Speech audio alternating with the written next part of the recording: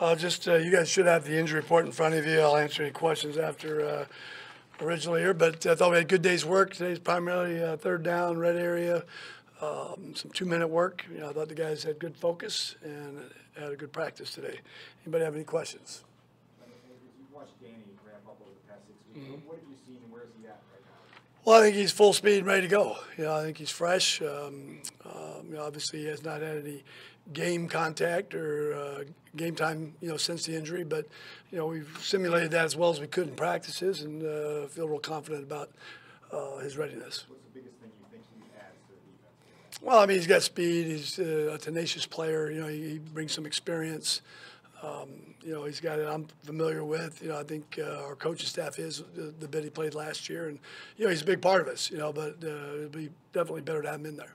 You touched yesterday on how good Atlanta is offensively coming out of the gate. What do you like about your defense and its ability to potentially slow that down? Well, I think, I think it's just going to be play, trying to take the ball away. Obviously turnovers, but obviously on downs. I think teams that – have held them to 30 or thereabouts, have had opportunities to win, and that's going to be our objective. There's a lot of ways to reach that. And obviously on defense, is either take the ball away on downs or turnovers, and that's going to be critical, for both sides in the game. To the turnover point, obviously something you guys have emphasized, but the first string didn't have one in the preseason. What did you see out of that group in particular as it related to opportunities to take the ball away, or what you guys might be able to do? Well, I thought we had opportunities. I think we actually did take it away. Obviously, it gets put in officials' hands and as far as penalties and whatnot. But, I feel good about where we are. I think, it's a very big test. I think Atlanta was probably 1 or 2 in about every category there was offensively a year ago. And, based on a season ago, they got pretty hot and, we're the best team in our conference. So, I think it'll be a great test. I think one our guys are excited about. What does Kyle have to show you between today and Sunday? Just whether he can play or not. So he was out there a little bit today, so he was limited. We'll take it one day at a time. Is this a pain tolerance thing for him? It's just healthy or not healthy. As far as shutting down the Atlanta offense, Matt Ryan, what do you need from your defense, your front seven? Well, I don't know that you shut it down. I think you slow it down. Yeah, I think, obviously you want to try to get them one-dimensional, and then the problem is once you get them one-dimensional, that dimension's pretty good, and that's their passing game. So, they do a good job of, spreading the ball around, both to who they're throwing to. Obviously, Julio's a guy that everybody's aware of, but, they spread it around pretty good, whether it's coming out of the backfield or, their tight ends and complementary receivers. And they do run the ball well, we're going to have our hands full for sure, but to try to get them into passing downs and win it on third down is going to be critical. In your mind, is there any difference between Kyle Long being ready to play on Sunday and being in a situation where he will hold up over the course of a 16-game season? I tell you, I'd be at a horse track somewhere if I knew all that. But I mean, is that he could play and he could also be at risk of being re-injured, and then he could also play later or whatever and be more certain that it'll hold up, I would think. Is that a possibility? We'll rely on the medical people for all that, and then, I think like everybody, I don't think anybody goes out there with the intention of getting hurt. You've known Danny Trevathan since he was a really young player in Denver. Intangibly, what would you say sets him apart from other people? Well, I think, he has great enthusiasm. I think he has energy, which I think is always important when you're playing defense as far as swarming to the ball. I think good things happens to people that get to the ball. And, he's got the ability and mindset to do that. And I think that'll be beneficial to have him back out there. John, what are the unique challenges of preparing for an opener, even though you have plenty of game tape on Atlanta and you've seen what they've done a year ago offensively? What are the unique challenges in preparation? Well, in any first game, it is unique. I mean, their team's different, our team's different. Their coaching staff hasn't seen them play in a real game, and neither have we, in the 2017 season. So it's always a unique feeling, both for players, coaches, I'm sure for even fans. It's a new season. It's the start of it. You don't know exactly what to expect. And that makes it challenging. I think there's unscouted looks. Again, they've got 2 different coordinators. Even though we might remain the same, there's things we haven't used in the preseason, just like I know there's things they haven't used in the preseason. And, it's a game of adjustments. You watch the kickoff classic of college football, and it came down to special teams. Those are two powerhouses that went at each other, and two very talented teams, and both fought hard. And it came down to the quote third phase, albeit an important one, and that was special teams. So that'll be a factor as well. You talked early on about Eddie Jackson's football intelligence. How have you seen that kind of play out over the last couple of weeks to get him ready for this week 1? Well, I think for any rookie to come in and earn a starting position, regardless of position, I think it speaks to that. And I think, how hard they work, their work ethic, what their football acumen is, and how fast they adjust. And I think Eddie's got a good background, and he obviously has a good football IQ. And I think, that's what enables guys to come in and learn and grasp and execute it under pressure. John, what strikes you about the combination of Eddie and Demps on the back end and just the way they complement one another? Well, I think, Quentin, when we signed him was, to bring some experience. We did that earlier in 15. It just didn't work out injury-wise. But, I think it's critical back there. You have a guy that can kind of direct traffic and kind of foresee things, anticipate motions and checks and all the things that happen very fast in football. So, I think, Quentin probably has the most experience of that, but, Eddie's adapted well, and it's not easy because you're kind of quarterback in the coverage unit. Regardless of how many DBs are out there, there's a lot of communication that occurs, and he's adapted very well. Coach, last season the team scuffled a little bit at home, especially early on. How much of an emphasis have you and your staff put on the team in terms of defending your home turf? Well, I think it's something you talk about, and we've talked about it. It wasn't like we, forgot to talk about it last year. I think sometimes it's who you are and who they are, not so much where you play.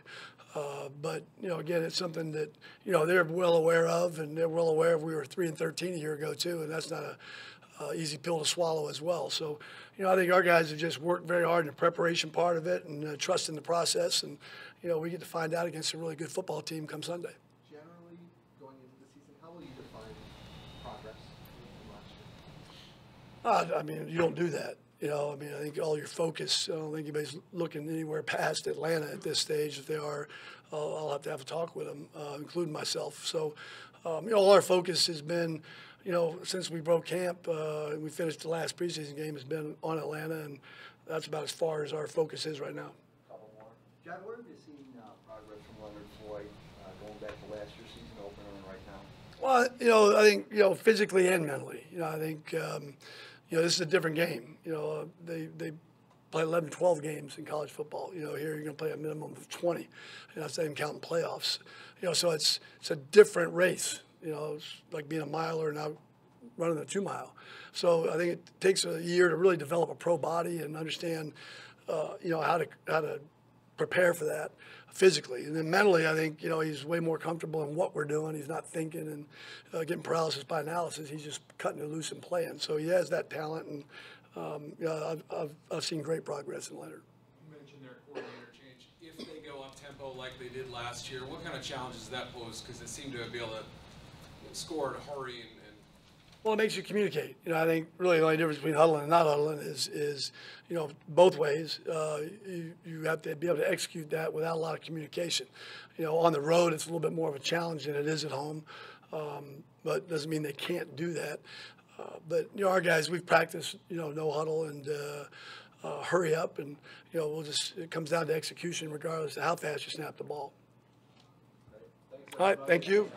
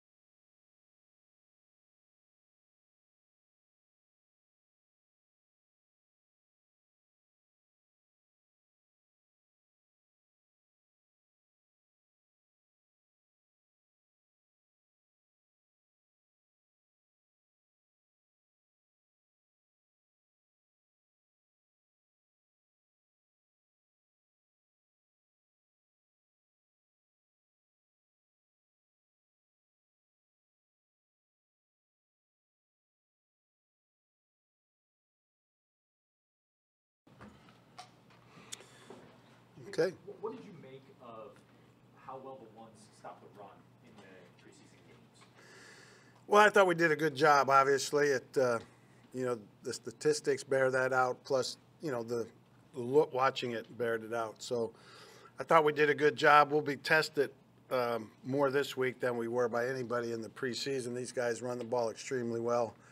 They were highly ranked in the rushing offense last year, and that's one of the reasons they're very tough to deal with. Given the nature of Danny Trevathan's injury late last year, how pleasantly surprised are you that he's back, ready, and also what does he bring to you guys in terms of as a player and also intangibly? Well, I don't know that we're surprised, but he kind of his recovery stayed on schedule the whole way. He didn't have any setbacks. Expected him to start practicing mid-camp, which he did, and he's been able to progress good since then. You know, so he brings speed to our defense. Obviously, number one, he does play the run good, and hopefully, the inactivity from no preseason games won't set him back at all either. Did you know what kind of threat Julio is? When you're talking to your cornerbacks, what's the one or two things that they need to be aware of most? Well, the reason he's so good is because he's complete, you know, so he's big, so he's got the qualities of a big receiver. He's strong, he's fast, and quick, so he's got the qualities of little receivers. You know, he's the total package, so they just have to be really, really sound in their technique, and they got to come with a mindset, you know, to play hard, because this guy plays hard and tough, so we got to match that, but he's a special player. You know, he'll be a tough matchup for us. Coach, as far as getting back to Julio, Matt Ryan, if you can stop him first, your guys front seven, what do you have to do not just to contain Matt Ryan, but put pressure on him, limit his options? Yeah, I mean, with all really good quarterbacks, there is no one way to play them.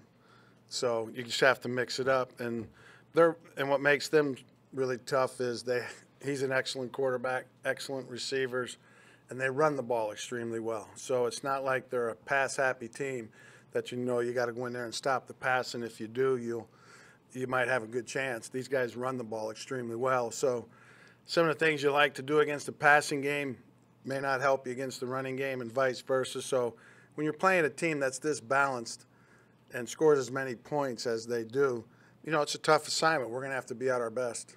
What makes their backs such a threat in the passing game? Well, they're quick, they're fast, they can run good routes. You can tell they practice it a lot. You know, they are very good, and Ryan's very comfortable throwing it to them. They're not just out there for decoration. Sorry, with your two young defensemen, John and Roy, what did they been able to show you this preseason that made you comfortable maybe letting them veteran go? Well, I thought they both progressed nicely. John was much better this year than he was last year. He just matured both physically and mentally.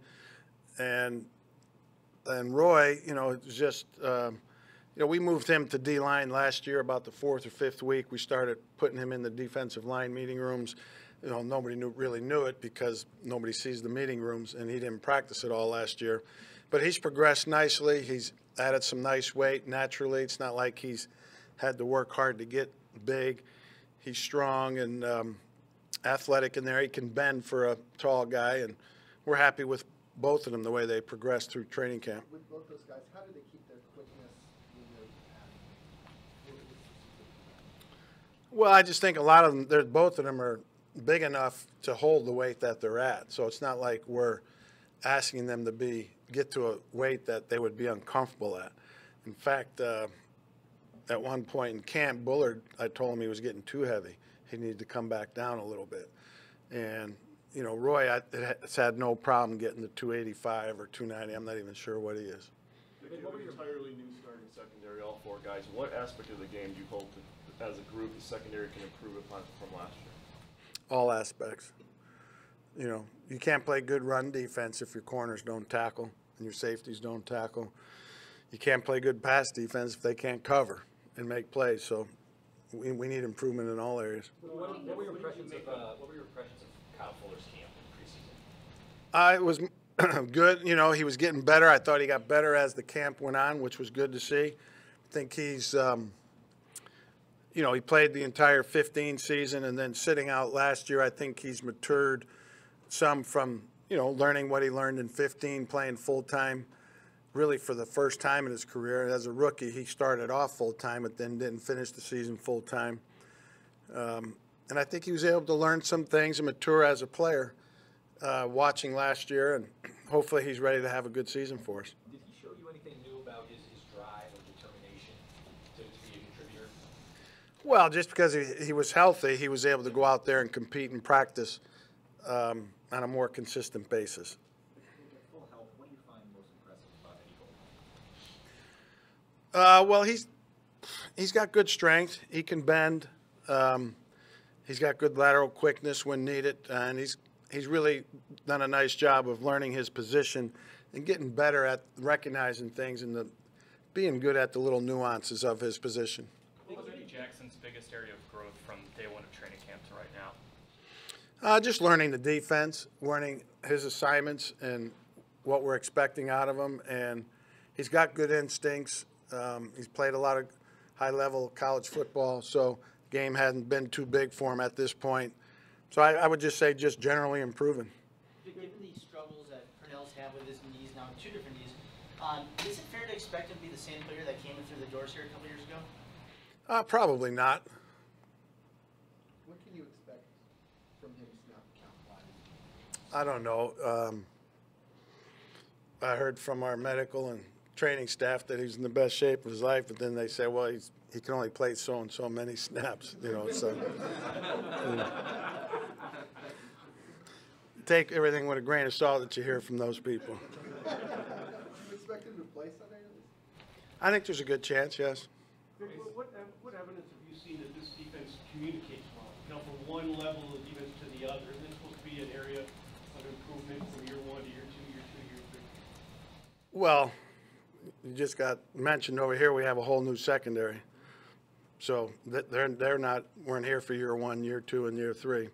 So I think we're communicating well. You know, we added a veteran safety and Demps, and he's done a nice job. He's taken it upon himself to be a kind of a leader back there. You know, it is Freeman and Trevathan's second year here, although Danny hadn't had the practice time that Freeman has, and those guys have done better that way communicating. Your communication comes mainly from your safeties and inside linebackers. And in that regard, does the player make the difference or the experience make a bigger difference in that? Both. With your eyes, what have you seen in Purnell the last 2 days of practice? He's not limping around, you know, which is good. I see no evidence that he's dragging his leg, etc. But obviously he's got some issues there to deal with from a longevity standpoint. But if he's managed properly, you laughed about the snap count, but if you manage him properly, can he still be an impact guy? You know, what's managed properly mean? If he doesn't play too much, right? Yeah, we'll see. You know, I don't know. I got to see him play in real games to really know. I'm curious. We spent a lot of time in here talking about Mitch Trubisky from the offensive point of view. But from your defensive coordinator point of view, what have you seen from the rookie quarterback throughout the preseason and training camp, going up against him, especially in practice? I saw a guy that improved, definitely made steps and improved. I will say that, and I will limit it to that, but he definitely improved, which is what you want to see. Everybody thinks they're a quarterback expert, and I don't want to add to that pile of people. I know it's tough to tell based on preseason tape, but do you get the idea that this Falcons offense scheme-wise is going to be pretty similar to what we saw with a new coordinator? It will definitely be very similar, but it will in many ways be different because, you know, you have a new guy calling the plays. So, and I'm sure there's some wrinkles that they've added to the offense that he likes that we haven't seen on tape yet. And I'm sure he'll call the game maybe a little bit different than, say, Shanahan did last year. You know, it's just like if I went down Sunday morning and one of our other defensive coaches had to call the game, it would probably be a little bit different than if I'm calling it. So there'll be differences. When you go back and look at Sark at SC and Washington, how much of that can you apply toward preparation in the NFL? I think it's more, you know, the Falcons we're preparing for than that. Thanks, everyone. Okay. All right.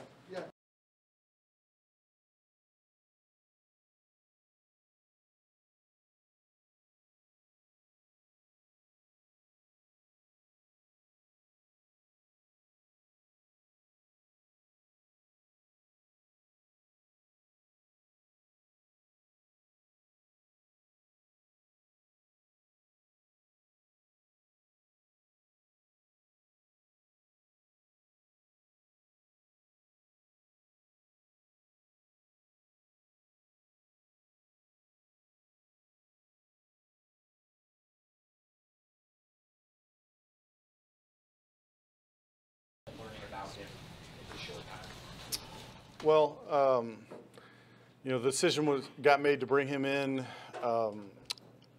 With any of those players, more than anything else, if a guy doesn't win the competition, you're trying to find out, all right, if something happens, what next? That happened with our snapper this year.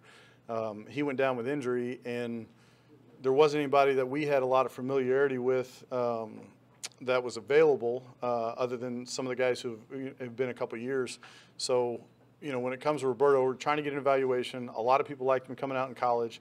We're trying to increase the competition in every other spot on the team, and felt like it was a worthwhile look. Some of the things that he's gone through, there's a learning curve for young specialists in this league, and he's still going through that. He's still trying to find his rhythm that he had in college, and I think he's a fantastic talent. I think he'll still have a career in the league. It's just when something, when you're going through stuff until you solve it, it's hard to make the decision to go in that direction as far as your roster goes. What did you think of O'Connor's response to Roberto's arrival here? Yeah, I don't think it was a conscious response like, oh, I'm going to, kick better or play, because, guys are trying their best all the time. That first day that Roberto was there, Connor was lights out in practice. Yeah, and there was a lot of situational things, and we had a field goal period, and then there's a lot of situational stuff, and he was nails. He hit everything, so we like where he's at, and competitive situations, that's what a game is. So, the more we can simulate those things, I think the better for our team. Jeff, we talked to you really early in camp about the rookie returns and where they were. Where did you wind up with your assessment of both those guys at the end of the preseason? Yeah, we like where both those guys are at. Different situations that come in the game may dictate who we actually use. There's some veteran guys that we have on our roster who could also get into that mix. You see what Tariq's like on offense with the ball in his hands, and he's a dynamic space player. Eddie, until he gets an interception on defense, you won't see quite as much, right? Because, if Tariq touched the ball 10 times on offense, great. If Eddie touched the ball 10 times on defense, that's amazing, right? So we see more in practice than what you see in games, but we like where both those guys are at. There's still going to be some young learning things. That's what we're trying to do as coaches, is talk to those guys.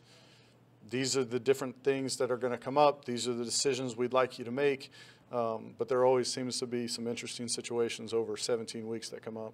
With Tariq, what are the things that he has to be aware of about on this level of that role?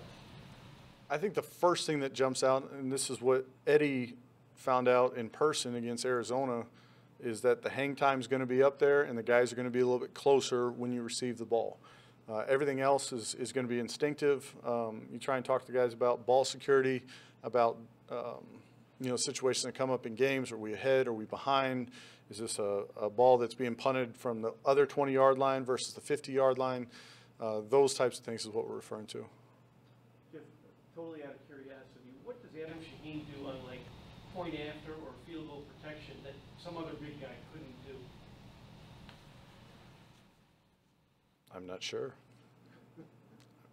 You're asking what does he do? Yeah. He plays wing on our field goal team. A lot of tight ends do that. I'm not sure that he does it any different than a lot of people. He's doing it the way that we're coaching him to do. I guess I'm just not understanding your question. Yeah, I was just wondering if it's considered a player who's a skill position player, if there's a risk involved there, to just have more snaps on the field, that kind of thing. Even Gronkowski got except for once, point after or something. Yeah, anytime you cross the white lines, that's something that that can happen. You got to have 11 guys on the field. I'm not sure that you can say, hey, your health isn't valuable, yours is, so we're going to play. You're trying to utilize your personnel the best you can, and the job descriptions, find the right guy to do those things and coach him up so he does it well in the game. What did you think of Pat O'Donnell's preseason? That was pretty good. Where did you feel like he made strides, or what do you feel like the production capabilities, his averages up, his nets up? Yeah, I talk about it sometimes, but I mean, when we first got here, he's coming off of year one, and there's such a dramatic learning curve for those guys, kicking, punting, returning. I mean, with all rookies, everything that you're asking them to do, it's just different. And then as time goes on, I think he's developed his placement. I think he's developed his direction, you know, his vertical placement in terms of trying to get the ball inside the 20 or inside the 10, learning when he can be aggressive in some situations. I think he's just becoming a more well-rounded guy, and he's doing more things well. Yeah, Roberts actually took the one back against you guys last year, you know, block at the back notwithstanding. What did you guys take away from your experience against him that you have to prepare for Sunday? Well, you know, he's got production. He's got good speed. I think he's a really good decision maker, and I think he has outstanding vision. You know, there's a lot of things that you see on tape in terms of kind of an innate ability to make a guy miss and fit in the right seam, and he does those things well. He's projected to be their punt returner and their kick returner, so he's probably a guy who's going to touch the ball, you know, or have the opportunity if the ball stays in play, you know, 10 to 12 times in a game. So over the course of a regular season, it's usually 5 or 6, you know, of each play. So he's got our respect, he's got our attention, and hopefully we can get him down. Open locker room. Go ahead, guys.